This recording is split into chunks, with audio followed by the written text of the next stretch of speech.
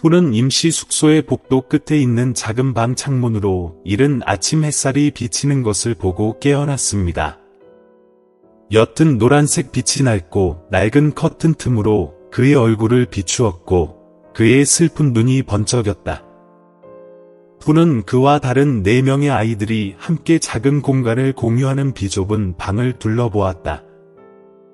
그는 룸메이트들이 하루를 시작할 준비를 하는 희미한 소리를 듣고 내일처럼 생계를 유지하기 위해 재빨리 떠나야 한다는 것을 깨달았습니다.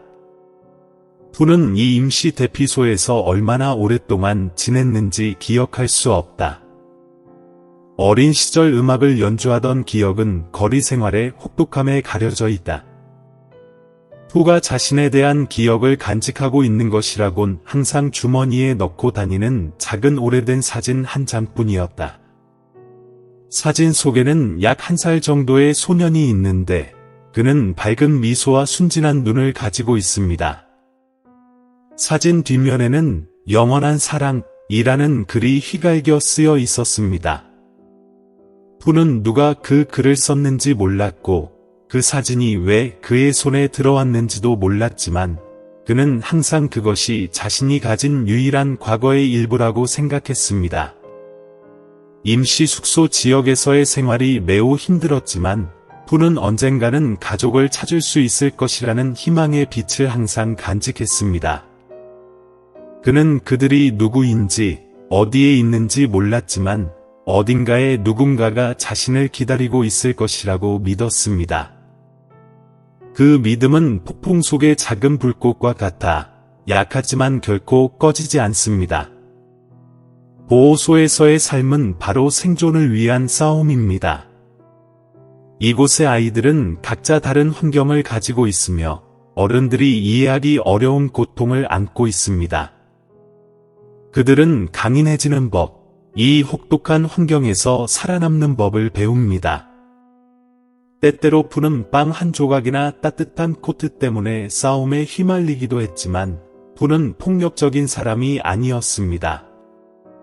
그는 항상 갈등을 피하려고 노력했고 자신을 부양하기 위해 모든 돈을 열심히 벌기로 했습니다.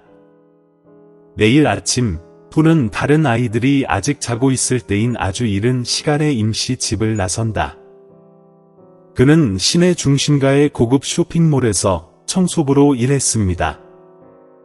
힘들지만 꾸준한 일이었고 푸는 적어도 괜찮은 일자리를 얻은 것이 행운이라고 생각했습니다.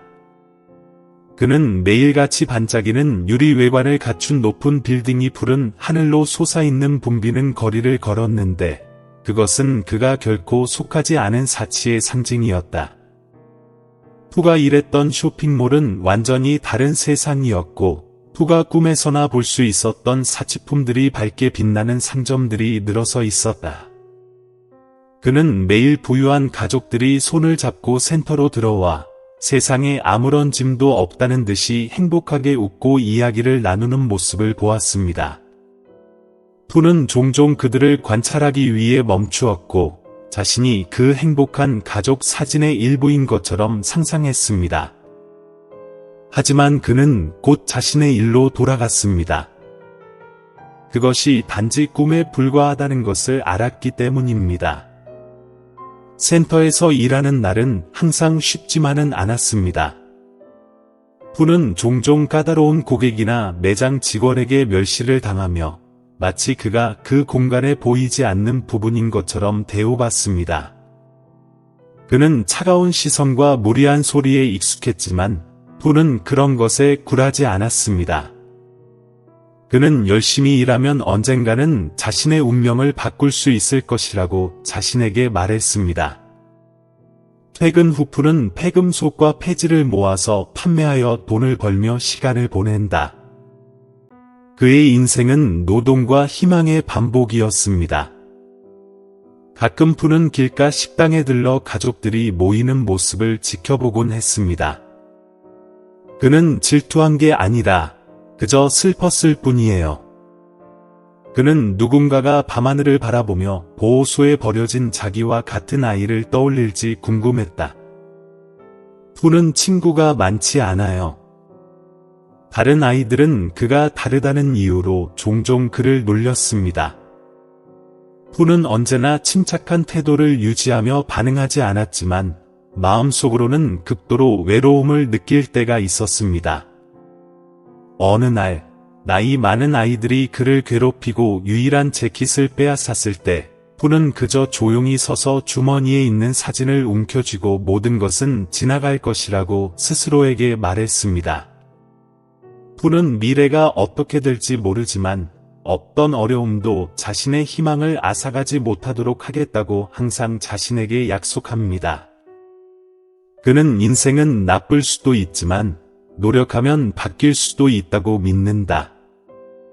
그리고 그 믿음이 푸가 인생의 어둠 속에서 빛을 찾기 위한 여정에서 날마다 꿋꿋이 버틸 수 있도록 도왔습니다. 하루 종일 일하고 임시 숙소로 돌아가는 길에 푸는 종종 도심으로 이어지는 오래된 다리를 지나곤 했습니다.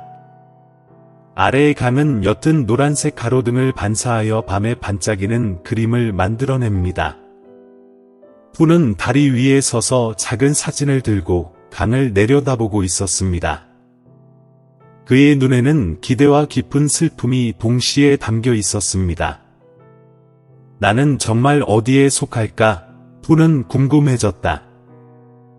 하지만 그는 슬픔에 잠겨 있지 않고 미소를 지으며 조용히 나아갔습니다. 그의 마음은 아무리 작은 발걸음이라도 그를 꿈에 더 가까이 다가가게 한다는 것을 알고 있었습니다. 푸는 삶이 끊임없이 그의 신앙을 시험하는 혹독한 상황으로 가득 차 있음에도 불구하고 항상 감정적인 마음을 가지고 있습니다. 그의 꿈은 단순하면서도 타오르고 있었습니다. 추운 겨울밤에 타오르는 작은 불처럼요. 푸는 웃음이 넘치는 곳, 무조건적인 사랑으로 그를 감싸 안아주는 품이 있는 따뜻한 집을 꿈꿉니다. 하지만 그 꿈의 빛이 번쩍일 때마다 현실의 어둠은 빠르게 밀려왔고 푸는 깊은 생각에 빠져들었다. 주머니에 넣어둔 작은 사진 한 장이 그가 한때 어딘가에 속해 있었다는 믿음을 유지하는 데 필요한 전부였습니다. 그는 종종 사진을 들어 웃고 있는 소년의 흐릿한 모습을 보고 그 뒤에 적힌 영원히 사랑해 라는 글자를 손가락으로 살짝 쓰다듬었다. 그는 그 글을 쓴 사람이 누구인지 궁금했다. 혹시 한때 그를 사랑했던 사람일까? 그렇다면 왜 그들은 당신을 떠났습니까? 그 질문에는 답이 없었고 푸는 둔한 고통과 채울 수 없는 공허함만 남았습니다. 임시 숙소 지역의 다른 아이들은 푸의 꿈을 이해하지 못했습니다. 어떤 사람들은 그가 가족을 찾고 싶다는 희망에 대해 이야기하는 것을 듣고 웃었습니다. 가족, 그들이 정말로 신경 썼다면 당신을 여기 버려두지 않았을 거야. 나이든 사람 중 한 명이 조롱조로 말한 적이 있다. 그 말은 마치 푸의 가슴을 깊이 자르는 칼과 같았지만 그는 대답하지 않았다. 대신 푸는 입술을 깨물고 마치 방패처럼 손에 사진을 움켜쥐고 그의 연약한 믿음을 보호했습니다. 조롱과 격려라는 눈빛은 그를 낙담시키지는 않았지만 이미 그의 어깨를 무겁게 짓누르고 있던 외로움을 더욱 깊게 만들었습니다. 푸는 자신의 꿈이 쉽지 않다는 걸 알고 있다. 그는 세상이 자신과 같은 사람들, 즉 버림받은 아이들, 가족도 없고 지원도 없는 사람들에게 친절하지 않다는 것을 알고 있었습니다. 하지만 그 가혹함이 푸를 더욱 결의적으로 만들었습니다. 내가 내 꿈을 믿지 않으면 누가 믿겠는가? 그는 자신이 의심스러울 때마다 종종 이렇게 스스로에게 말하곤 했습니다.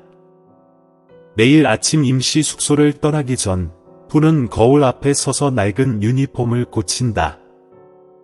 그는 미소 지었지만 그 미소 속에는 피곤함이 엿보였다. 그는 오늘은 어제보다 나아질 거야 라고 스스로에게 말했습니다. 그것이 사실이 아닐지도 모른다는 걸 알면서도요. 푸는 비록 가짜일지라도 낙관적인 정신을 유지하는 것이 어려운 시기를 극복하는 데 도움이 될 것이라고 믿습니다. 하지만 푸는 무력감에서 벗어날 수 없는 때도 있었습니다. 그때 그는 꿈을 포기하고 공허한 눈으로 자신의 운명을 받아들이는 보호소의 다른 아이들을 보았습니다. 어떤 사람들은 어둠의 길에 빠져서 싸움, 도둑질, 심지어는 생명을 위협하는 악행에 빠지기도 합니다. 푸는 자신의 신앙을 지키지 않으면 자신도 그들 중 하나가 될까봐 두려웠지만 그 두려움은 때때로 피곤하고 약해질 때마다 그를 심연으로 끌어내리는 보이지 않는 손과도 같았습니다. 어느 날 오후 쇼핑몰에서 일을 마친 후 푸는 근처의 작은 공원에 들렀습니다. 그는 오래된 돌의자에 앉아 가족들이 모이는 모습을 지켜보았다.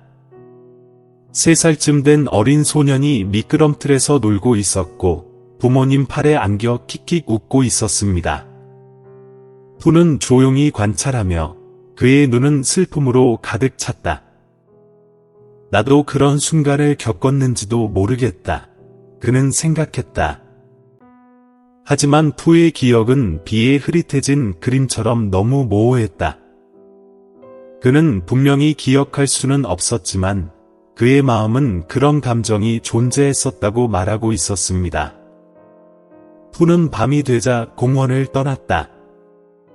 그는 노란 가로등 아래를 걷다가 무의식적으로 주머니 속 사진을 만졌다.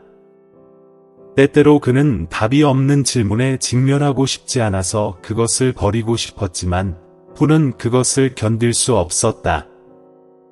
그걸 내버려 두면 계속 희망할 이유가 있을까? 그 질문은 푸를 뒤로 잡아당기고 앞으로 아무리 많은 도전이 기다리고 있더라도 여행을 계속하도록 강요한다. 긴 추운 밤, 임시 숙소에 삐걱거리는 철제 침대에 누워있을 때 푸는 종종 눈을 감고 따뜻한 집을 상상했습니다. 그는 뜨거운 수프 한 그릇과 가족의 따뜻한 웃음소리가 있는 작은 식탁을 상상했습니다. 푸는 꿈에서 항상 사랑하는 사람들 사이에 앉아 어머니의 따뜻한 손길이 어깨에 느껴지는 모습을 보았습니다. 하지만 그가 깨어났을 때 그가 본 것은 희미한 불빛과 차가운 벽뿐이었습니다. 현실은 항상 잔인하며 그 꿈이 아직 아주 멀리 있다는 사실을 일깨워준다. 푸는 일상생활의 작은 것들에서 의미를 찾으려고 노력한다. 쇼핑몰에 노련한 경비원이 고개를 끄덕이는 것, 그가 바닥을 청소하는 것을 보고 웃는 판매원의 미소, 심지어 아름답고 화창한 아침조차도 그의 기분을 더 가볍게 만들기에 충분했습니다. 인생이 항상 나쁜 건 아니야. 푸는 종종 자신에게 말하며 단순한 기쁨의 희귀한 순간을 붙잡으려고 노력한다. 하지만 푸는 깊은 마음속으로 무언가가 정말로 바뀌지 않는 한, 그는 영원히 빈곤과 절망의 악순환에 빠져들 것이라는 것을 알고 있었습니다. 그는 더 많은 것을 하고 싶었고, 다른 사람들이 인정하는 사람이 되고 싶어 했습니다. 하지만 가족도 없고 자산도 없는 고아 소년이 어떻게 자신의 운명을 바꿀 수 있을까? 그 질문은 마치 삶 그 자체에 대한 도전처럼 푸의 마음 속에서 계속 울려 퍼졌습니다. 하지만 푸는 포기하지 않았습니다. 매일 아침 그는 임시 숙소 구역에서 나올 때마다 살아있고 일하고 있는 한 여전히 기회가 있다는 것을 상기합니다. 푸는 앞으로의 여정이 어디로 이어질지 모르지만 계속해서 전진한다면 언젠가는 자신의 길에 빛이 비칠 것이라고 믿는다. 아직 유튜브 채널을 구독하지 않으셨다면 구독하고 알림종을 켜두시면 최신 영상을 놓치지 않으실 수 있습니다. 그날도 여느 날과 마찬가지로 푸가 이른 아침에 임시 집을 나서면서 시작되었습니다. 희미한 새벽빛이 도시를 옅은 회색빛으로 뒤덮었고 높은 유리 건물에 반사되었습니다. 푸는 익숙한 길을 빠르게 걸었다. 낡고 찢어진 신발 때문에 발밑에 자갈 하나하나가 느껴졌다. 그는 쇼핑몰에서 일해야 하기 때문에 항상 시간을 잘 맞춰야 했기 때문에 생각할 시간이 많지 않았습니다. 푸는 직원용 게이트를 조용히 통과해 들어와 나이 많은 경비원으로부터 인사를 받고 재빨리 작업에 들어갔다. 푸의 경우 여기서 하는 일은 단순히 바닥을 청소하거나 창문을 닦는 것이 아니다. 그것이 당신이 살아남는 방법이며 언젠가 당신의 삶을 바꿀 수 있다는 꿈을 키우는 방법입니다. 주변 사람들은 종종 푸를 우주에 보이지 않는 일부로 여기지만 그는 여전히 집중력과 주의력을 가지고 작업합니다. 그날 오후 쇼핑몰은 평소보다 더 붐볐다. 가족, 커플, 친구끼리 모여 쇼핑을 즐기거나 무더위를 피할 곳을 찾기 위해 이곳에 모여듭니다. 푸가 에스컬레이터 근처를 청소하던 중 갑자기 비명소리가 들려 주변에 있던 사람들이 모두 얼어붙었다. 푸가 고개를 들자 한 젊은 여성이 당황해서 에스컬레이터를 향해 달려오고 있었고 그녀의 눈은 당황한 채로 군중을 훑어보고 있었다. 내 딸은 어디에 있니? 그 여자의 목소리는 두려움으로 인해 끊어졌다. 푸는 그녀의 시선을 쫓았고 곧 에스컬레이터에서 불과 몇 걸음 떨어진 2층 난간 근처에서 불안하게 서 있는 5살 정도의 어린 소녀를 발견했습니다.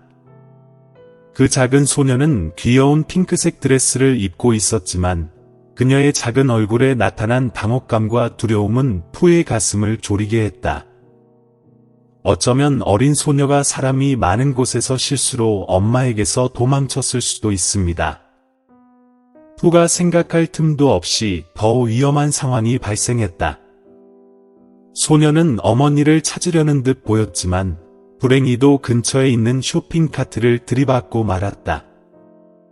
카트는 뒤로 튕겨나가면서 소녀를 난간 가까이 밀어냈다.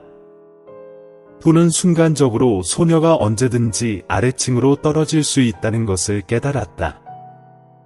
주저하지 않고 푸는 대걸레를 내려놓고 소녀 쪽으로 달려갔다.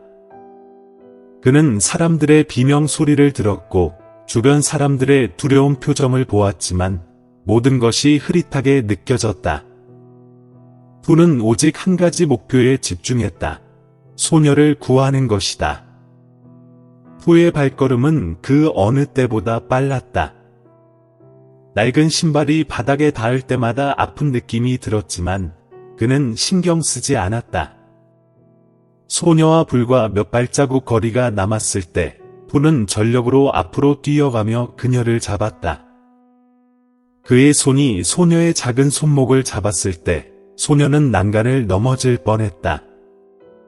소녀의 무게 때문에 푸는 비틀거리며 둘 다 바닥에 넘어졌다. 푸는 소녀를 팔로 꽉 안고 그녀를 떨어지는 사고에서 보호했다. 비명 소리가 멈추고 대신 안도의 한숨이 퍼졌다. 푸는 소녀가 그의 품 안에서 숨을 헐떡이는 것을 느끼며 자신이 소녀를 비극에서 구했다는 것을 알았다. 소녀의 어머니가 달려와 눈물로 얼굴을 적시며 딸을 안고 딸이 다친 곳이 없는지 확인했다. 딸이 무사하다는 것을 확인한 후 어머니는 푸를 보고 눈시울이 붉어진 채 말했다. 고마워요. 정말 고마워요. 당신이 없었다면 제 딸이... 목소리가 떨려 말을 끝내지 못했다. 푸는 미소를 지으며 넘어지며 아픈 발을 참고 말했다. 괜찮아요.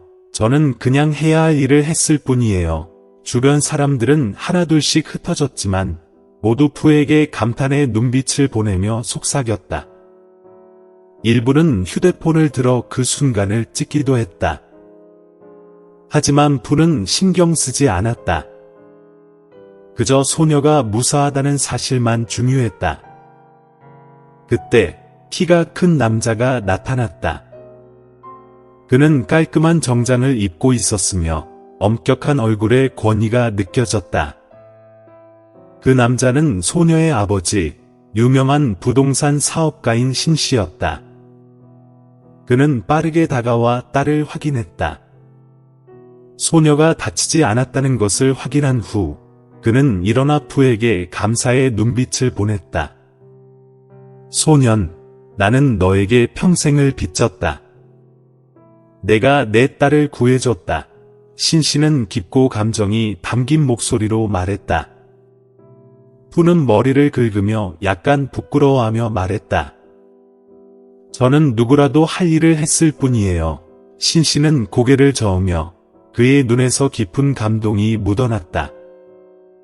누구나 그런 일을 할 수 있는 건 아니야. 너는 망설이지 않았고 다칠 수도 있다는 걸 알면서도 그 순간 행동했어. 정말 특별한 사람이다. 그때 쇼핑몰 관리 직원이 뛰어와 응급처치 키트를 가지고 푸의 상처를 돌봤다. 다리가 심하게 긁혔지만 푸는 구급차를 부르지 말아 달라고 말했다. 저는 괜찮아요. 작은 상처는 아무것도 아니에요. 푸의 고집에 신씨는 어쩔 수 없이 웃으면서도 그의 마음속에서 푸에 대한 존경심이 더욱 커져갔다. 신씨는 관리 직원에게 말했다. 이 소년이 잘 치료받을 수 있도록 하세요.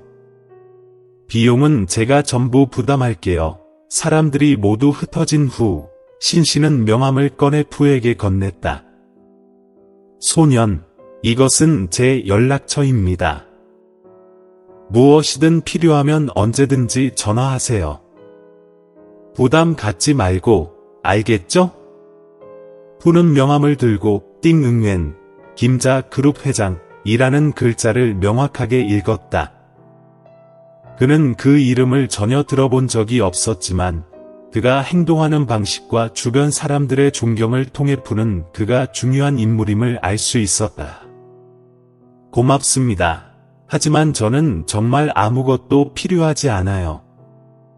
중요한 건 그저 소녀가 안전한 것뿐이에요. 신씨는 미소를 지었지만 그의 눈에는 더 깊은 의미가 담겨 있었다. 너는 정말 다른 사람들과 다르구나. 나는 이 일을 잊지 않을 거야, 푸. 푸는 신씨가 자신의 이름을 기억하고 있다는 사실에 조금 놀랐다. 그러나 푸가 더 말하기 전에 신씨는 딸의 손을 잡고 떠나갔다. 그 가족의 모습은 인파 속에서 점점 멀어졌고 푸는 이상한 감정을 느끼며 남았다. 그는 몰랐다. 이 만남이 그의 삶을 영원히 바꿀 것이라는 것을. 다음 날, 푸는 평소처럼 쇼핑몰에 돌아왔다. 어제의 넘어짐으로 다리가 아직 아팠지만 그는 아무렇지 않게 걸으려고 애썼다. 작은 어려움들이 자신이나 다른 사람들에게 방해가 되지 않도록 하려고 푸는 항상 낙관적인 태도를 유지했다. 그러나 어제 일어난 사건은 여전히 푸의 마음속에 남아 있었다. 사람들의 감사한 눈빛이나 신씨의 따뜻한 악수는 푸에게 뭔가 특별한 감정을 일으켰다. 단순한 감사만이 아니라 설명할 수 없는 연결감을 느꼈다. 그날 오후, 푸가 쇼핑몰 입구 근처를 청소하고 있을 때 반짝이는 검은색 자동차 한 대가 천천히 문 앞에 멈춰 섰다. 그 차는 고급차 같았고 지나가는 사람들의 시선을 끌었다. 차 문이 열리자 푸는 신씨가 내리는 모습을 보았다. 뒤에는 어제의 여성 보조와 귀여운 분홍색 드레스를 입은 소녀가 있었다. 푸는 잠시 손을 멈추고 그 세 사람이 자신 쪽으로 다가오는 걸 보고 놀랐다. 신씨는 다가오며 친절한 미소를 지었다. 푸, 우리 기억하니? 푸는 조금 당황한 듯 고개를 끄덕이며 대답했다. 네, 신씨 맞으시죠? 어제 저는 그저 누구나 할 일을 했을 뿐이에요. 여성은 부드럽게 미소 지으며 푸를 내려다보았다. 너무 겸손하시군요. 솔직히 말해서 저는 누구나 이렇게 행동할 수 있다고 생각하지 않아요. 당신이 없었다면 저는 딸을 잃었을 거예요. 소녀는 엄마 뒤에 숨어 있었고 반짝이는 눈으로 푸를 바라보았다. 잠시 후 소녀는 조금 망설이다가 앞으로 걸어가서 작은 손을 내밀었다. 고마워요, 오빠. 그녀는 작지만 진심 어린 목소리로 말했다. 푸는 몸을 낮추며 소녀의 손을 잡았다. 작은 손에서 전해지는 따뜻함을 느끼며 말했다. 고마워할 필요 없어요. 푸는 피곤한 얼굴에 부드러운 미소를 지으며 말했다. 저는 내가 무사해서 기쁩니다. 신씨는 대화를 만족스럽게 지켜보며 푸를 향해 말했다. 저는 어제부터 계속 생각했어요. 당신은 제 딸을 구한 것뿐만 아니라 때때로 용기는 우리가 예상하지 못한 사람들에게서 나오는 거라는 걸 깨닫게 해줬어요. 저는 당신을 저희 집으로 저녁 식사에 초대하고 싶습니다. 단지 감사의 의미에서가 아니라 당신에 대해 더 알고 싶어서요. 푸는 이 초대를 듣고 놀랐다. 그는 그 누구에게도 특히 이렇게 부유하고 권력 있는 가정에서 저녁을 초대받은 적이 없었다. 잠시 동안 그는 망설였다. 자신 같은 고아 소년이 그들의 화려한 세계에 들어갈 자격이 있을까 하는 생각이 들었다. 그러나 신씨의 진지한 눈빛은 그가 거절할 수 없게 만들었다. 고맙습니다. 하지만 가족에게 방해가 되고 싶지 않아요. 푸는 어색하게 대답했다. 방해라니요. 신씨는 단호하면서도 따뜻한 목소리로 말했다. 우리 가족은 당신이 오면 정말 기쁠 거예요. 저는 이번 저녁이 감사의 의미만이 아니라 우리가 서로를 더 잘 알 수 있는 기회가 될 거라고 믿습니다. 잠시 고민한 후 푸는 고개를 끄덕이며 동의했다. 그는 왜 그런지 설명할 수 없었지만 마음속에서 이것이 그의 인생을 바꿀 수 있는 특별한 기회라고 느꼈다. 그날 밤 고급차 한 대가 푸를 임시 거주지로 데리러 왔다. 그 차의 출현은 그곳에 있는 모든 아이들과 어른들의 호기심을 자아냈다.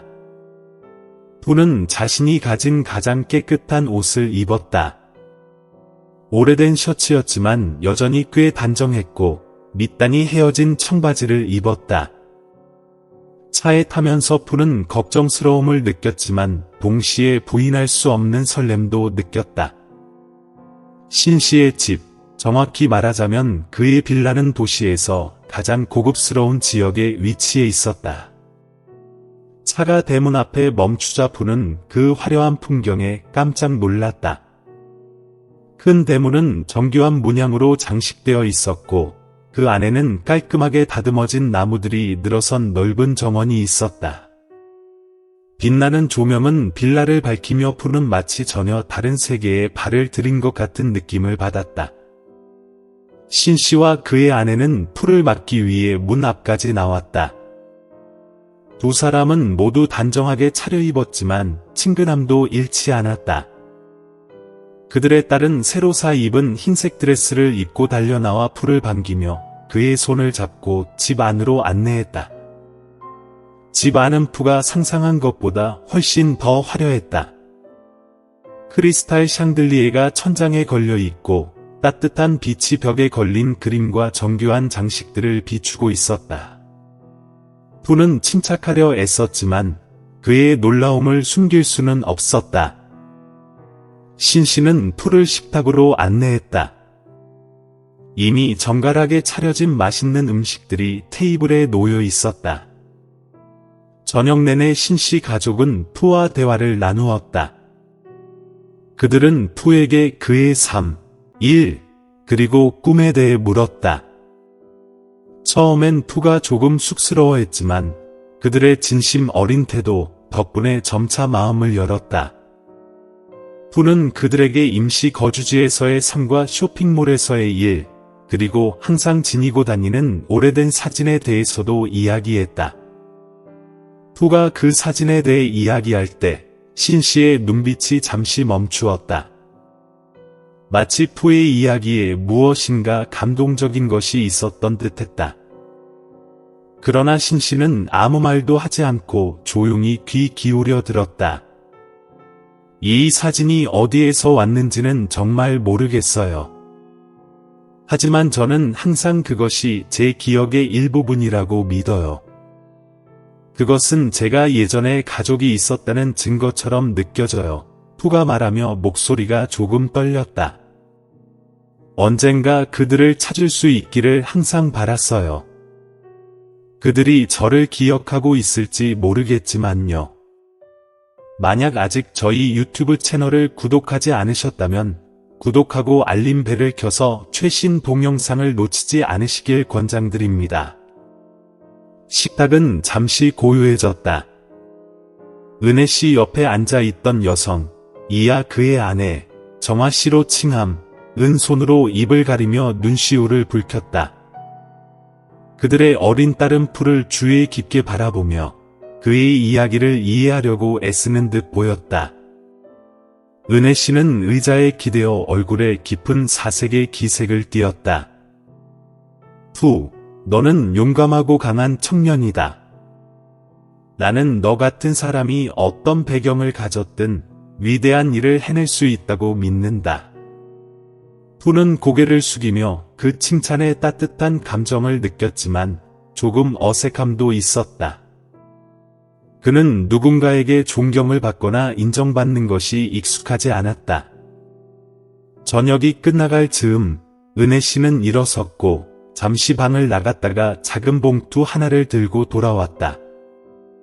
그는 그것을 푸의 앞에 놓으며 말했다. 푸, 이걸 받아주길 바란다. 이건 단순한 선물이 아니라 내가 필요할 때 우리가 항상 너를 도울 준비가 되어 있다는 약속이다.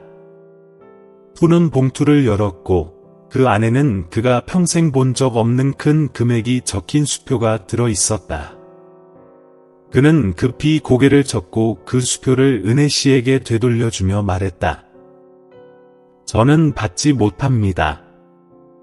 제가 한 일은 보상을 받으려고 한 게 아닙니다. 은혜씨는 미소를 지으며 자랑스러운 눈빛을 보냈다. 알고 있다. 그것이 바로 너를 특별하게 만든다. 하지만 이것을 너의 새로운 미래를 시작하는 방식으로 받아들여라. 푸는 더 이상 말을 하지 않았지만 그의 마음 속에는 묘한 감정이 일렁이고 있었다. 감사함과 함께 그것은 또한 막연한 느낌이었다. 그는 이 만남이 자신의 인생에서 큰 변화를 일으킬 여정의 시작에 불과하다는 것을 알지 못했다. 그날 저녁 이후 푸는 다시 평범한 일상으로 돌아갔다. 그는 여전히 일찍 일어나 쇼핑몰에서 청소 일을 했다. 하지만 마음 깊은 곳에서는 은혜씨 가족에 대해 계속 생각했다.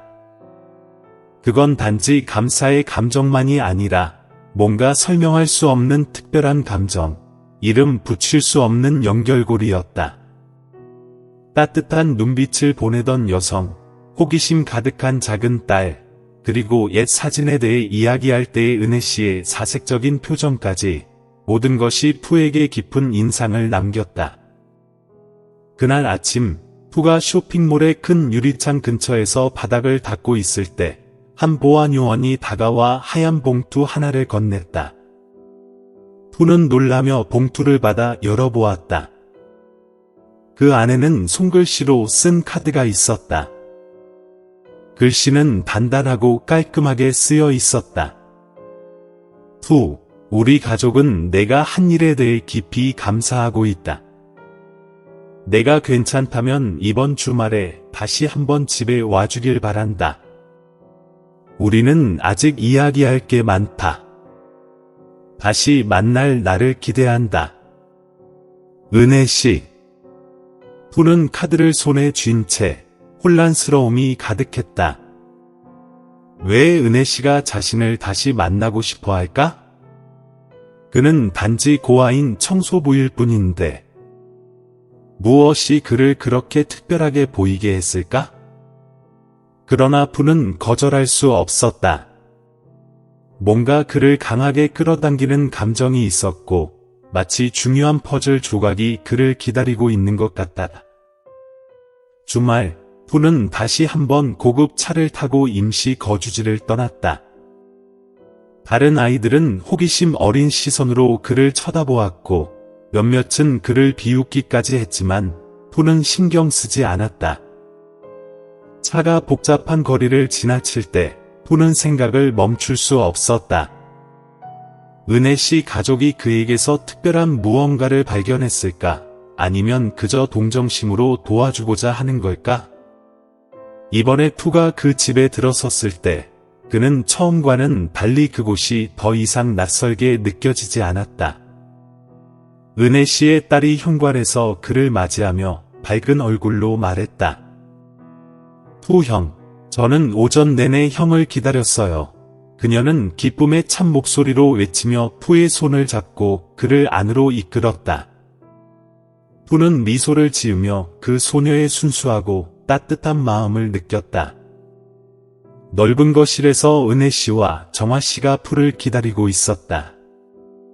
그들은 푸에게 편안한 의자에 앉으라고 권하며 앞에 이미 준비된 차 한 잔이 놓여 있었다. 푸는 조금 어색했지만 그들의 친절함 덕분에 점차 편안해졌다. 그날 밤 이후로 괜찮았나? 은혜 씨가 물었다. 그의 목소리는 따뜻하고 친근했다. 네, 괜찮습니다. 그날 저녁 감사드리고 저에게 정말 의미 있는 시간이었습니다. 푸는 침착하게 대답하려 애썼다. 은혜 씨는 미소를 지으며 말했다. 그 말을 들으니 기쁘군요. 하지만 오늘은 다른 이야기를 하려고 합니다. 푸는 호기심 어린 눈빛으로 고개를 기울였다. 은혜 씨는 천천히 일어나 가까운 나무장식장에서 작은 상자를 꺼내어 그것을 푸 앞에 놓고 열었다. 그 안에는 오래된 사진 한 장이 있었다. 그러나 그것은 푸가 가지고 있는 사진보다 훨씬 더 선명해 보였다. 푸는 입을 다물지 못했다. 사진 속에는 갓난아기의 모습이 있었고 그 아기의 얼굴은 푸가 항상 가지고 있던 사진 속 아기의 얼굴과 똑같았다. 사진 하단에 작은 글씨가 적혀 있었고 그것은 푸가 가지고 있던 사진과 똑같은 글씨체였다. 영원한 사랑, 은혜와 정화. 푸는 사진을 손에 들며 손이 떨렸다. 이건. 은혜 씨는 의자에 앉아 푸를 감동적으로 바라보며 말했다. 푸, 이게 내게 어떤 의미가 있을지 모르겠지만 이 사진은 우리 가족의 것입니다. 그것은 제 첫 번째 아들로 약 17년 전 실종된 아이입니다. 푸는 심장이 멎는 듯한 기분이었다. 그는 자신이 방금 들은 말을 믿을 수가 없었다. 그건 아드님이신가요? 은혜 씨는 그 옆에 앉아있는 정화 씨에게 손을 올리며 그녀의 목소리는 떨리고 있었다. 그 당시 저는 미숙아로 아이가 매우 약했지만 의사는 괜찮을 거라고 했어요. 그런데 제가 병원에서 회복 중일 때 아이가 사망했다는 소식을 들었죠. 마지막으로 아이의 얼굴을 볼 수도 없었고 그때부터 저는 항상 뭔가 이상하다는 느낌을 가졌어요. 은혜 씨가 말을 이었다. 그의 목소리는 울먹였다. 우리는 그 일이 일어난 경과에 대해 명확한 답을 찾을 수 없었지만 내가 사진에 대해 이야기할 때 나는 그것에 대해 더 알아봐야 한다고 느꼈다. 그리고 내 사진을 보고 나서는 그 비슷함을 부정할 수 없었어. 푸는 말없이 앉아 있었다. 그의 머릿속은 혼란스러웠다. 그는 그 사진을 수년간 가지고 있었고 자신의 출생에 대해 계속해서 의문을 가졌지만 그것이 결국 자신을 이렇게 전혀 생각하지 못했던 가족과 연결시킬 줄은 상상도 못했다. 그럼 무엇을 말씀하시려는 건가요? 푸는 속삭이며 목소리가 떨렸다. 은혜 씨는 푸를 똑바로 바라보며 말했다. 그의 눈에는 희망과 두려움이 엇갈려 있었다. 우리는 진실을 알고 싶습니다. 괜찮다면 검사를 통해 그것을 확인하고 싶어요. 이것이 너에게 갑작스럽게 들릴 수도 있다는 걸 알고 있지만 만약 내 아들을 되찾을 기회가 있다면 나는 그 기회를 놓치고 싶지 않아요. 푸는 고개를 숙였고 손에 쥔 사진을 움켜잡았다. 그의 마음은 혼란스러웠다. 두려움, 희망, 그리고 아픔이 뒤엉켜 있었다. 하지만 잠시 침묵이 흐른 후 푸는 고개를 들어 결연한 눈빛으로 말했다. 저도 동의합니다. 저도 진실을 알고 싶어요. 그 대화는 조용히 합의되었고 방 안은 감정으로 가득 차 있었다. 푸는 그날 밤 마음이 무겁고 복잡한 채로 집을 떠났다. 그는 결과가 어떻게 될지 몰랐지만 그의 마음 속에는 작은 희망의 불빛이 깜빡이고 있었다. 그는 정말로 자신이 항상 꿈꾸던 가족을 찾을 수 있을까? 푸는 차가운 아침에 깨어났다. 흐릿한 빛이 작은 창문을 통해 임시 거주의 방 안으로 스며들었다.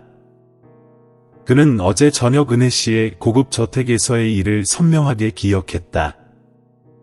은혜 씨와 정화 씨의 말이 그의 머릿속에서 계속 반복되었다.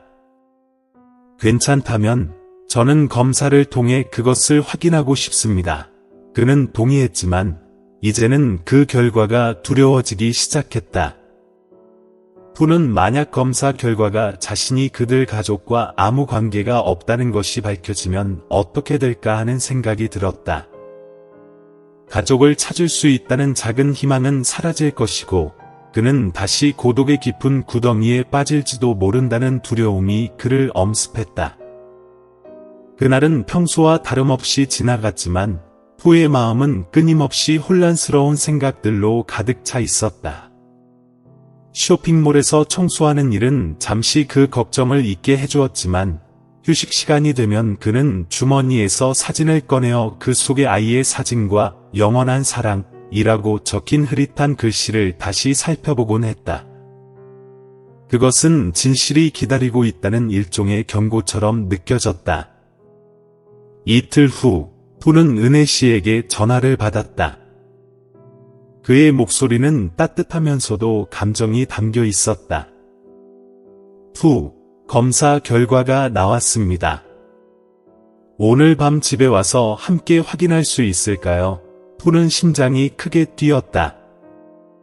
그는 불안한 마음과 함께 기대감이 섞인 채로 답했다. 네, 갈게요. 그는 최대한 평정심을 유지하려 했지만 가슴 속에선 불안과 기대가 교차하고 있었다. 그날 밤 푸는 다시 그 집에 들어갔다. 오늘 밤 집안은 예전과는 다른 묵직한 침묵이 감돌고 있었다. 은혜 씨와 정화 씨는 거실에 앉아 그들의 얼굴에는 기다림과 걱정이 섞여 있었다.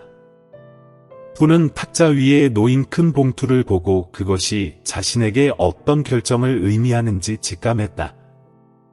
앉아, 은혜 씨가 손짓하며 말했다. 푸는 고개를 끄덕이며 의자에 앉았다. 손이 떨리는 것을 숨기기 위해 애썼다. 정화 씨는 봉투를 들고 은혜 씨와 눈을 맞춘 뒤 푸를 바라보며 말했다.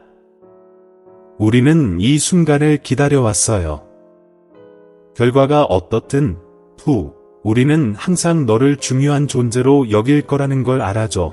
그녀는 봉투를 열고 작은 글씨로 가득한 긴 종이를 꺼냈다. 방 안은 그야말로 정적에 잠겼고 푸는 심장이 뛰는 소리만 들을 수 있었다. 정화 씨는 종이를 훑어보았고 갑자기 그녀의 얼굴에 눈물이 흘러내렸다. 그녀의 목소리는 떨렸다. 결과는 너가 우리 아들임을 보여줘. 푸는 그대로 얼어붙었다. 시간이 멈춘 듯한 기분이었다. 그 말이 그의 머릿속에서 맴돌았지만 그는 그것이 사실이라고 믿을 수 없었다. 제가 당신들의 아들이라고요? 푸는 떨리는 목소리로 물었다. 은혜 씨는 고개를 끄덕이며 기쁨과 감동이 넘친 눈으로 푸를 바라보았다. 맞아요. 푸, 너는 우리가 그동안 잃어버린 아들이다. 정화 씨는 일어나 푸에게 다가가 무릎을 꿇었다. 그녀의 손은 떨리며 푸의 얼굴을 만졌다. 마치 이것이 모두 꿈이기를 바라는 듯했다.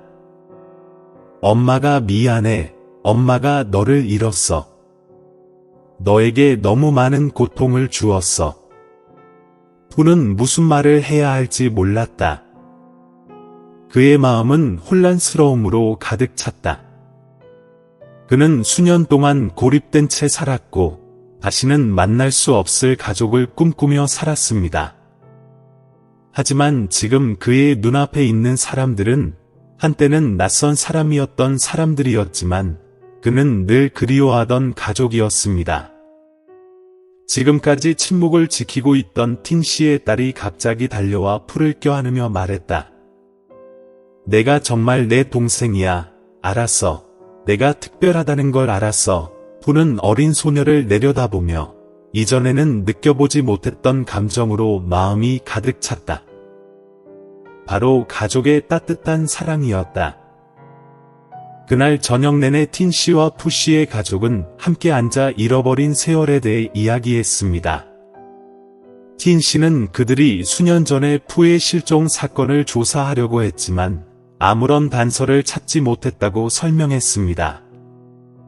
그 해에 병원 측이 푸를 가족에게 돌려보내는 대신 고아원에 보냈던 것은 심각한 실수였다는 것이 밝혀졌습니다. 이야기는 점점 명확해지지만 푸에게는 과거의 고통이 쉽게 지워지지 않는다. 그는 임시 숙소에서 지냈던 시절, 굶주렸던 시절, 괴롭힘을 당했던 시절, 그리고 팔에 사진을 안고 울었던 긴 밤에 대해 그들에게 이야기해 주었습니다. 푸가 하는 말 하나하나가 마치 틴 씨와 룽 씨의 가슴을 찌르는 칼과 같았고 그들은 괴로움을 느꼈습니다. 푸, 틴 씨가 진지한 목소리로 말했다. 일어난 일을 바꿀 수는 없습니다. 하지만 약속하건대 이제부터는 다시는 그런 일을 겪지 않아도 될 거예요. 너는 우리 아들이고 더 나은 삶을 살 자격이 있어. 푸는 틴 씨를 올려다보았는데 그의 눈은 감정으로 가득 차 있었습니다. 저는 많은 것을 필요로 하지 않아요. 제가 어딘가에 속한다는 것을 아는 것만으로도 충분해요. 푸의 말은 틴 씨와 룽 씨뿐만 아니라 그 자신에게도 일종의 긍정과도 같았습니다. 푸는 인생에서 처음으로 더 이상 길을 잃은 기분이 들지 않았습니다. 그는 단순히 집도 없고 이름도 없는 소년이 아니었습니다. 그는 한 가족의 아들이며 자신이 집이라고 부를 수 있는 곳의 일부입니다. 아직 유튜브 채널을 구독하지 않으셨다면 구독하고 알림종을 켜두시면 최신 영상을 놓치지 않으실 수 있습니다. 그날 밤 푸가 빌라를 떠났을 때 도시의 하늘은 수천 개의 별로 밝았습니다. 그는 고개를 들고 미소 지었다. 그는 이것이 끝이 아니라 새로운 시작이며 자신을 발견하고 그가 항상 꿈꿔왔던 삶을 만들어가는 여정이라는 것을 알았습니다. 푸가 틴 씨 가문의 잃어버린 아들이라는 진실을 알게 된 이후 두 사람의 관계는 빠르게 발전하지만 그 감동은 결코 줄어들지 않는다. 푸는 자라면서 겪은 힘든 환경으로 인해 치유하기 어려운 상처를 입었지만 점차 가족의 일원으로 대우받는 것에 적응해 나갔습니다. 틴 씨와 룽 씨는 모든 자유 시간을 푸까지 가서 푸가 전에 경험해보지 못했던 삶의 새로운 측면을 탐험하도록 데려가는 데 사용합니다. 그 빌라는 점차 푸가 안전하다고 느낄 수 있는 장소가 되었고 그가 오랜 세월 살았던 임시 집의 낡고 차가운 벽과는 완전히 달랐습니다. 하지만 푸와 그의 가족이 함께 소중한 시간을 보내기 시작하면서 조용한 위협이 생겨납니다. 성공적인 사업가이자 대형 부동산 회사의 회장인 틴 씨는 오랫동안 업계 경쟁자들의 표적이 되어 왔습니다. 그중 한 명은 몇 년 전 대형 프로젝트에서 재정 사기를 저지른 혐의로 폭로된 틴 씨의 전 사업 파트너인 타이 씨입니다. 태 씨의 실패는 그의 경력을 앗아갔을 뿐만 아니라 그를 빚더미에 몰아넣었고 사업계에서 배척당하게 만들었습니다. 타이 선생은 항상 틴 선생이 자신의 몰락의 직접적인 원인이라고 믿었고 그는 수년 동안 비밀리에 복수를 계획해왔습니다. 틴 씨가 잃어버린 아들을 찾았다는 소식을 듣고 타이 씨는 이를 틴 씨 가족에게 고통스러운 타격을 줄 기회로 여겼습니다. 그는 비밀리에 그를 추적하여 정보를 수집하고 잔인한 계획을 세웠습니다. 즉, 푸와 틴 씨의 어린 딸을 납치하여 그가 가장 사랑하는 사람들의 안전을 희생하도록 강요하는 것이었습니다. 어느 날 오후, 푸와 그의 여동생 응옥이 빌라 뒤에 있는 정원에서 놀고 있을 때 모든 것이 이상하게도 평화로워 보였습니다. 푸는 응옥과 함께 있을 때 항상 행복을 느낀다. 그녀는 가족 중에서 그에게 진정한 유대감을 느끼게 하는 첫 번째 사람이다. 응옥의 웃음소리가 정원 전체에 울려 퍼졌지만 그 밝은 모습 뒤에서 검은색 트럭 한 대가 빌라의 뒷문 근처에 조용히 주차되어 있었습니다.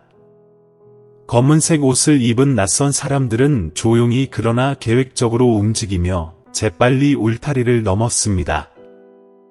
푸는 낯선 사람들의 실루엣이 다가오는 것을 보고 뭔가 잘못되었다는 것을 깨달았습니다.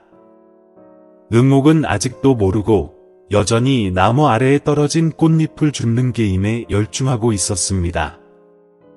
푸는 곧바로 소녀를 뒤로 잡아당겨 두 사람을 집 안으로 데려가려고 했지만 그들이 멀리 가기 전에 낯선 사람 중 한 명이 달려와 응옥을 붙잡았다. 푸는 단호하게 대응하며 온 힘을 다해 응옥을 그의 팔에서 끌어냈다. 그는 큰 소리로 외치며 경비를 요청했지만 모든 일이 너무 빨리 일어나서 아무도 개입할 시간이 없었습니다. 푸와 응옥은 트럭 안으로 끌려갔고 둘 다 묶여서 눈가리개를 한 뒤에야 더 이상 반응할 수 있었다. 푸는 차 안에서 몹시 무서워했지만 응옥을 진정시키려고 노력했다. 그는 이 사람들이 그저 자신이나 응옥 씨를 개인적으로 공격하려는 것이 아니라 그가 방금 다시 찾은 가족에 대한 직접적인 공격이라는 것을 알았습니다. 푸는 응옥을 위험에 빠뜨릴 수 없었지만 이 상황에서는 기회를 기다릴 수밖에 없었다. 차는 도시 외곽에 위치한 버려진 창고에서 멈췄다. 푸와 응옥은 타이 씨가 기다리고 있는 안으로 들어갔다. 그는 두 인지를 보자 얼굴에 기쁨이 가득 찼다. 그는 푸에게 더 가까이 다가가며 차가운 목소리로 말했다. 흥미롭죠? 버려진 소녀는 결국 틴 씨의 가장 큰 약점이 됩니다. 태 선생은 잔혹함으로 눈을 번쩍이며 말했다. 이제 당신의 완벽한 가족이 어떻게 무너지는지 지켜보세요. 푸는 대답하지 않고 타이 씨의 눈을 똑바로 바라보았는데 약함이나 당황한 기색은 보이지 않았다. 당신은 나에게 원하는 대로 할 수 있지만 응옥은 놓아주세요. 그 소녀는 이 일과 아무런 상관이 없습니다. 태 선생은 희미하게 웃으며 고개를 저었다. 내가 그렇게 순진하다고 생각해? 그 소녀는 틴 씨를 압박하는데 가장 중요한 카드입니다. 나는 그것을 잃을 만큼 어리석지 않아. 그 사이 빌라에서 틴 씨는 타이 씨로부터 전화를 받았다. 틴 씨는 차가운 목소리로 이것이 농담이 아니라는 것을 알았습니다. 그는 막대한 돈과 중요한 기업 프로젝트를 포기하는 것을 포함한 일련의 요구를 했습니다. 그렇지 않으면 푸와 응옥의 생명이 위험해질 겁니다. 틴 씨는 평정심을 유지했지만 마음속으로는 불이 타는 듯한 느낌이 들었습니다. 그는 즉시 경찰에 연락하고 두 아이를 찾기 위해 모든 자원을 동원하기 시작했습니다.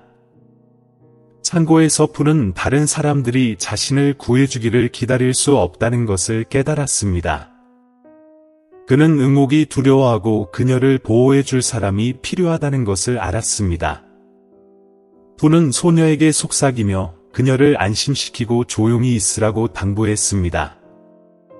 경비원 중 한 명이 자리를 떠나자 푸는 밧줄을 풀려고 노력하기 시작했습니다. 고통과 지치심에도 불구하고 그는 계속 노력했습니다. 마침내 그는 밧줄을 풀어서 자유로워지는 데 성공했습니다. 하지만 벗어나는 건 쉽지 않습니다. 푸는 민첩성과 결단력을 가지고 두 경비원에 맞서야 했습니다. 그는 창고에 있는 모든 것을 동원해 그들과 싸웠다. 마침내 푸는 그들 중 한 명을 쓰러뜨리는 데 성공했지만 그는 어깨와 다리에 심각한 부상을 입었습니다. 그런데도 푸는 여전히 응옥을 꽉 껴안고 그녀를 꺼내려고 애썼다. 두 사람이 문에 다다르자 화가 난 타이시가 총을 든 채 나타났다. 여기서 탈출할 생각은 하지도 마. 그는 총을 푸에게 겨누며 소리쳤다. 그 순간 푸는 자신에 대해 생각하지 않고 오직 응옥을 보호하는 것에만 집중했습니다. 푸는 타이시가 방아쇠를 당기기 전에 남은 힘을 다해 응옥을 밀어냈다. 총알은 푸의 어깨에 직접 맞았고 그는 땅에 쓰러졌습니다. 그 순간 경찰이 즉시 달려들어 태 선생과 그의 공범들을 제압했습니다. 응옥은 무사히 나왔지만 푸는 창고 바닥에 꼼짝도 하지 않고 누워 있었다. 틴 씨와 룽 씨가 현장에 도착했을 때 그들은 푸가 의료진에게 치료를 받고 있는 것을 보았는데 그의 셔츠는 피로 붉게 얼룩져 있었습니다. 하지만 그의 입술에는 여전히 희미한 미소가 나타났다. 나는 내 자매를 지켰어요. 푸가 희미한 목소리로 속삭였다. 저는 괜찮습니다. 그 짧은 말은 틴 씨와 룽 씨의 가슴을 자르는 칼과 같았습니다. 그들은 푸 옆에 무릎을 꿇고 그의 손을 잡고 머물러 달라고 간청했습니다. 푸는 즉시 병원으로 이송되었지만 완전히 지쳐 있었습니다. 그러나 푸의 용기는 응옥 씨의 생명을 구했을 뿐만 아니라 틴 씨의 가족에게 그의 사랑과 희생이 그들이 받은 가장 큰 선물이라는 것을 깨닫게 했습니다. 푸는 중태로 병원으로 이송되었습니다. 어깨와 다리의 상처로 인해 많은 양의 혈액을 흘렸고 구급차가 도착하자마자 의식을 잃었습니다. 아직 유튜브 채널을 구독하지 않으셨다면 구독하고 알림종을 켜두시면 최신 영상을 놓치지 않으실 수 있습니다. 룽 씨와 아기 응옥을 포함한 틴 씨의 가족 전체가 응급실 밖에 서 있었고 그들의 눈은 불안으로 가득 차 있었습니다. 응옥은 어머니를 떠나지 않았다. 그녀의 작은 손은 떨리며 어머니의 셔츠를 꽉 움켜쥐었다. 어린 소녀는 푸의 이름을 계속 부르며 울음을 터뜨렸고 동생을 돕기 위해 아무것도 할 수 없어서 자신을 비난했습니다. 틴 씨는 병원 복도에 차갑고 흰 벽에 기대어 서 있었습니다. 그의 속에는 감정의 폭풍이 휩싸여 있었습니다. 고통, 분노, 무력감. 그는 자신의 오랜 적이 자신의 아들과 딸을 복수에 이용할 만큼 잔인할 수 있다는 걸 믿을 수 없었다. 하지만 가장 큰 고통은 여러 해 동안 잃어버렸던 아들을 찾은 푸를 보호할 수 없다는 느낌이었습니다. 마침내 응급실 문이 열리고 한 의사가 심각한 표정으로 나왔습니다. 그는 슬프게도 우리는 최선을 다했다고 말했다. 그는 위험에서 벗어났지만 여전히 매우 약해요. 라고 그는 말했습니다. 그를 감시하기 위해 더 많은 시간이 필요합니다. 그 말을 듣고 온 가족은 안도의 한숨을 내쉬었지만 그들의 걱정은 가라앉지 않았습니다. 틴 씨는 병원으로 옮겨졌고 주변에는 많은 지지 장치가 있는 침대에 누워 있었습니다. 그는 여전히 의식이 없었고 얼굴은 창백했지만 이상하게도 평화로웠다. 틴 씨는 푸 옆에 앉아 그의 손을 잡았습니다. 그의 눈은 빨간색이다. 아들아. 그는 떨리는 목소리로 속삭였다. 아빠, 미안해. 널 너무 힘들게 만들었어. 약속할게. 이제부터는 내가 다시는 혼자가 되지 않을 거야. 널 보호하기 위해 내가 할 수 있는 모든 걸 할게. 그러자 눅 씨와 응옥 씨가 각자 슬픔을 안고 들어왔습니다. 미스 눅은 마치 푸가 겪고 있는 고통을 달래주듯 부드럽게 푸의 머리카락을 쓰다듬었습니다. 응곡은 침대 옆에 서서 붉은 눈으로 동생을 바라보았다. 어린 소녀가 부드럽게 말했다. 푸 형님. 미안해요.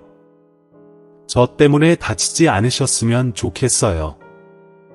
푸는 이틀 동안 꼼짝도 하지 않았고 그의 가족은 1분도 병원을 떠나지 않았습니다. 그 순간 그들은 푸가가 자신들이 방금 발견한 아이일 뿐만 아니라 온 가족의 중심이라는 것을 깨달았습니다. 푸의 사랑과 희생은 모든 것을 바꾸었고 우리는 가족의 사랑은 혈연에서만 비롯되는 것이 아니라 무조건적인 사랑의 행위에서도 비롯된다는 것을 배웠습니다. 셋째 날, 푸는 천천히 눈을 떴습니다. 머리 위의 조명에서 나오는 하얀 빛 때문에 그는 눈을 가늘게 뜨게 되었고 주변에서 들리는 기계 소리 때문에 자신이 어디 있는지 깨닫는데 몇 초가 걸렸다. 그는 틴 선생과 눅 선생의 얼굴을 보자 마음이 평화로 가득 찼습니다. 너는 어디에 있니? 너는 어디에 있니? 푸는 힘없는 목소리로 물었다. 여보, 그 사람 병원에 있어요. 틴 씨는 마지못해 미소를 지으며 대답했고 그의 눈은 여전히 빨갛게 물들어 있었다. 잘했어요. 응곡을 보호해 주셨네요. 당신은 영웅이에요. 푸는 지친 듯이 미소 지었다. 나는 내가 해야 할 일을 했을 뿐이야. 제이드는 안전해. 그거면 충분해. 눅은 푸의 손을 잡았고 그녀의 뺨에는 눈물이 흘러내렸다.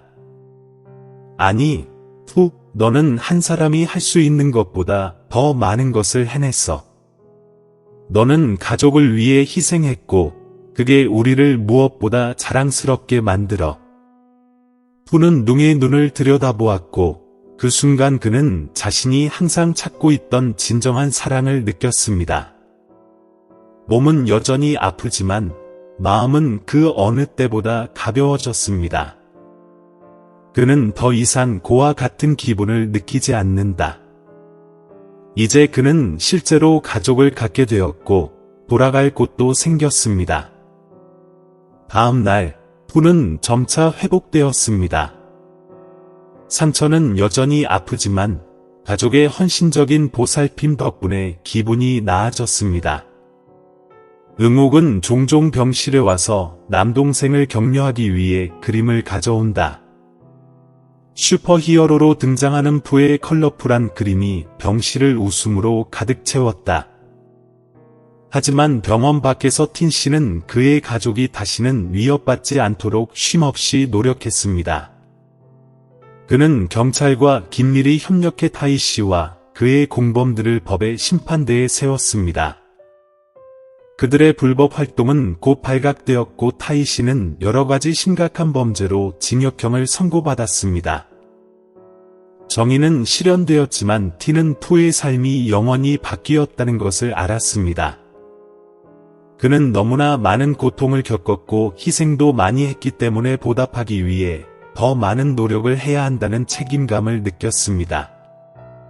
그는 푸와 그와 같은 아이들을 위해 더 나은 미래를 건설하기 위한 큰 계획을 세우기 시작했습니다.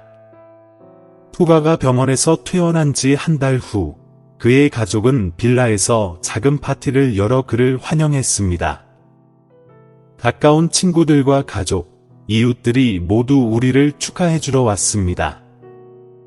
파티는 웃음과 즐거움으로 가득 찼습니다. 하지만 푸 씨에게 가장 기억에 남는 순간은 틴 씨가 일어나서 말을 했을 때였습니다. 틴 씨는 감정에 젖어 말했다. 당신은 기적처럼 우리 삶에 들어왔습니다. 당신은 우리에게 사랑과 희생의 진정한 의미를 보여주었습니다. 이 가족은 당신이 해주신 일에 감사할 뿐만 아니라 당신의 친절함에도 감사드립니다. 당신을 우리의 아들이라고 부를 수 있어 자랑스럽습니다.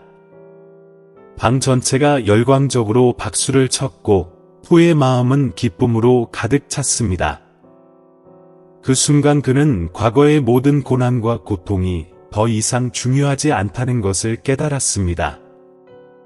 그는 자신이 속한 곳을 찾았고 희망과 사랑으로 가득 찬 인생의 새로운 장을 시작할 준비가 되었습니다. 푸의 환영 파티가 끝나고 틴 선생님의 저택은 그 어느 때보다 사람들로 북적였다. 기쁨이 넘치는 것뿐만 아니라 푸와 그의 가족 사이의 유대감도 더욱 강해집니다. 푸는 사랑으로 가득 찬 집에서의 삶에 익숙해지기 시작합니다. 하지만 그의 마음속에는 늘 존재의 의미와 삶의 진정한 목적에 대한 의문이 있었습니다. 며칠간의 휴식과 회복 끝에 푸는 점차 정상적인 생활로 돌아왔습니다. 그는 가족 프로젝트에 참여하기로 결정했습니다. 공부하는 것뿐만 아니라 틴 선생님이 육성하고 있는 프로젝트에 기여하고 싶습니다. 최근 사건 이후 틴 씨는 회사 확장에만 집중하기보다는 사회활동, 특히 불우 아동 지원에 더 집중하기 시작했습니다. 그의 영감을 준 사람은 바로 푸였다. 어느 날 아침, 제가 푸가 빌라의 서재에 있을 때 틴 씨가 손에 종이 한 뭉치를 들고 들어왔습니다. 시간 있어요. 그는 낮지만 진지한 목소리로 중요한 프로젝트에 관해 이야기하고 싶습니다. 라고 말했습니다. 푸는 고개를 끄덕였다. 그냥 말씀해주세요, 아빠. 저는 정말 도움을 주고 싶어요. 틴 씨는 종이를 뒤집어서 테이블 위에 놓고 자세한 계획을 제시했습니다. 아빠는 고아와 어려운 환경에 처한 어린이들을 돕기 위해 가족 명의로 자선 기금을 설립할 계획입니다. 이 기금은 주거와 교육을 제공할 뿐만 아니라 어린이들의 미래를 안내할 것입니다. 아빠는 당신이 자녀에 대해 가장 좋은 기분을 느끼기를 바랍니다. 나는 당신도 그걸 이해하리라고 생각하니 이 프로젝트에 참여해 주셨으면 좋겠어요. 푸는 놀란 표정으로 틴을 바라보았다. 그는 아버지가 자신에게 그렇게 큰 책임을 맡길 것이라고는 전혀 생각하지 못했습니다. 제가 할 수 있다고 믿으시나요? 푸가 약간 자조적인 목소리로 물었다. 나는 믿을 뿐만 아니라 확신합니다. 틴 씨는 단언했다. 저는 이 아이들이 겪고 있는 일을 직접 봤습니다. 당신은 리더일 뿐만 아니라 사람들이 당신을 존경하고 우러러볼 것입니다. 이는 그들에게 도움이 될 뿐만 아니라 나 자신도 삶의 의미를 찾는 데 도움이 됩니다. 틴의 말에 푸의 마음이 떨렸다. 그는 이것이 다른 사람들을 돕는 기회일 뿐만 아니라 길을 잃었던 날들을 보상하는 기회이기도 하다는 것을 깨달았습니다. 푸는 동의했고 그때부터 그는 전례 없는 열정으로 자신의 일에 몰두했습니다. 처음 몇 달 동안 푸는 도시 곳곳에 있는 고아원과 임시 주거시설을 방문하며 시간을 보냈습니다. 그는 아이들과 대화하고 그들의 이야기를 듣고 자신의 여정을 공유합니다. 많은 어린이가 푸와 놀 때는 푸가 자신들과 비슷한 환경에서 살았다는 것을 알고 있으며 푸의 이야기는 그들에게 강력한 동기를 부여하는 원천이 됩니다. 어느 날, 푸가 임시 집에서 아이들과 이야기를 나누고 있을 때 10살쯤 된 남자아이가 푸의 셔츠를 잡아당기며 호기심이 가득한 눈으로 그를 쳐다보았습니다. 푸 형님, 이런 곳에서 어떻게 벗어날 수 있을까요? 당신은 할 수 있나요?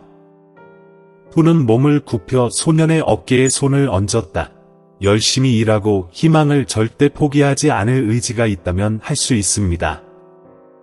저는 영원히 여기 있을 줄 알았지만 열심히 일하기만 하면 삶이 더 나아질 것이라는 걸 깨달았습니다. 기회를 줄 것입니다. 아이들은 푸의 진심 어린 말을 주의 깊게 경청했습니다. 어떤 사람들은 미래의 꿈, 감히 생각해내지 못했던 것에 대한 그림을 그리기도 합니다. 푸에게는 아이들의 미소 하나하나가 학습을 계속하려는 동기가 됩니다. 푸가 자선단체에 기부금을 모으느라 바쁜 사이, 틴의 가족 역시 새로운 어려움에 직면하게 됩니다. 타이 씨는 체포되었지만 그의 행동의 결과는 여전히 남아 있습니다. 부동산 업계의 다른 경쟁사들도 김지아 그룹과 더욱 치열하게 경쟁할 기회를 보고 있다. 틴 씨는 자신의 사업 프로젝트를 보호해야 할 뿐만 아니라 가족의 안전도 보장해야 합니다. 어느 날 저녁, 가족이 저녁 식탁에 모였을 때 틴 씨는 갑자기 이렇게 선언했습니다. 저는 우리에게 새로운 전략이 필요하다고 생각합니다. 직장뿐만 아니라 삶에서도요. 아빠는 다른 사람을 돕는 것뿐만 아니라 가족의 이미지를 더 좋게 만들기 위해 사회사업에 더 집중하고 싶어 합니다. 푸는 아빠의 결정에 동의하며 고개를 끄덕였다. 저는 그것이 올바른 방향이라고 생각합니다. 제 자선 프로젝트가 여기서 끝나지 않고 전국으로 확대되기를 바랍니다. 푸가 그렇게 말하는 것을 듣고 눔은 자랑스럽게 웃었다. 푸, 너는 많이 변했어. 너는 강해졌을 뿐만 아니라 다른 사람들을 더 배려하게 되었지. 나는 법이 똑같다는 걸 알아. 내가 위대한 일을 할 거라고 믿어. 푸의 여동생인 응옥은 반짝이는 눈으로 오빠를 바라보았다. 미스터 푸는 내 슈퍼히어로예요. 당신은 사람들을 도울 것입니다. 가족의 격려 덕분에 문제 해결에 더 자신감을 가지게 됐습니다. 그는 고아이자 길 잃은 아이에서 이제는 이 가족에 없어서는 안 될 구성원이 되었다는 것을 깨달았습니다. 그것은 환경의 변화일 뿐만 아니라 영혼의 큰 성장이기도 합니다. 아직 유튜브 채널을 구독하지 않으셨다면 구독하고 알림종을 켜서 최신 동영상을 놓치지 마세요. 그래서 푸탐 기금이라는 이름의 자선 재단이 공식적으로 설립되었고 푸는 그 재단의 창립자이자 운영자가 되었다. 기금의 출시 행사에는 대중과 언론의 큰 관심이 집중되었다. 행사에서 푸는 고아로서 살아남기 위해 고군분투했던 시절부터 가족을 찾고 삶의 목적을 발견하기까지의 여정을 나누었다. 푸탐 기금은 단순한 자선단체가 아닙니다. 푸가 군중 앞에서 연설하고 있었다. 이것은 제 꿈입니다. 제 꿈은 어떤 어린이도 제가 겪었던 일을 겪지 않게 하는 것입니다. 저는 모든 어린이가 사랑받고 공부하며 자기 자신이 될 수 있는 기회를 갖기를 바랍니다. 자기 자신이 되는 기회를요. 자기 자신이 되는 기회를요. 푸의 말은 그 자리에 있던 모든 사람의 마음을 감동시켰습니다. 그들은 열정적인 젊은이들일 뿐만 아니라 회복력과 희망의 상징이기도 합니다. 행사가 끝나자 푸는 무대 위로 올라가 흩어지는 군중을 내려다보았다. 그 순간 그는 자신이 겪은 모든 일을 기억해냈습니다. 임시 대피소에서 보낸 추운 날씨, 결코 이루어지지 않을 것 같은 꿈, 거의 포기할 뻔했던 시간들. 이제 저는 제가 겪은 모든 고통이 나를 이 순간으로 이끌었다는 것을 깨달았습니다.